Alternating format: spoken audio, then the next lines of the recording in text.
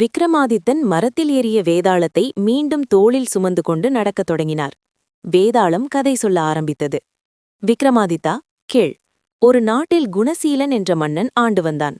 அவன் ஒரு முறை காட்டில் வேட்டையாடச் சென்றபோது வழி தவறி ஒரு முனிவரின் ஆசிரமத்திற்குச் சென்றான். அங்கே அந்த முனிவரிடம் ஒரு அபூர்வமான பழம் இருந்தது. அதை சாப்பிடுபவர்களுக்கு இளமை மாறாது என்றும் நீண்ட ஆயுள் கிடைக்கும் என்றும் முனிவர் கூறினார். அந்த பழத்தை அவர் மன்னனுக்கு பரிசாக அளித்தார்.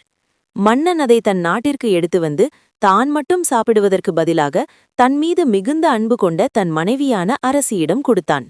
ஆனால் அந்த அரசியோ அந்த நாட்டின் தலைமை படை தளபதியை ரகசியமாக நேசித்து வந்தாள். அவள் அந்த பழத்தை அந்த தளபதியிடம் கொடுத்தாள். தளபதியோ தான் காதலித்த ஒரு தாசியிடம் அந்த பழத்தை கொடுத்தான். ஆனால் அந்த தாசி மிக உயர்ந்த குணம் கொண்டவள்.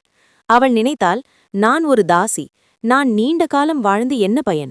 நம் மன்னர் நீடூழி வாழ்ந்தால்தான் இந்த நாடு சிறப்பாக இருக்கும் என்று கருதி மீண்டும் அந்த பழத்தை மன்னனிடமே கொண்டு போய் ஒப்படைத்தாள்.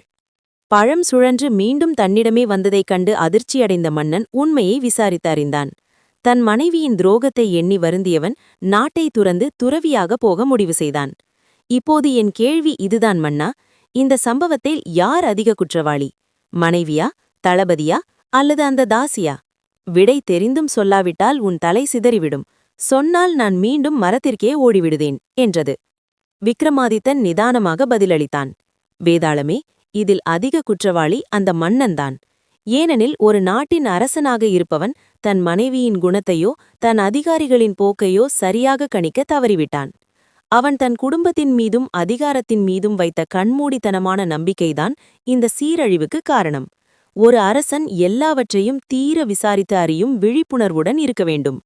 அந்த விழிப்புணர்வு இல்லாததே மிகப்பெரிய குற்றம்.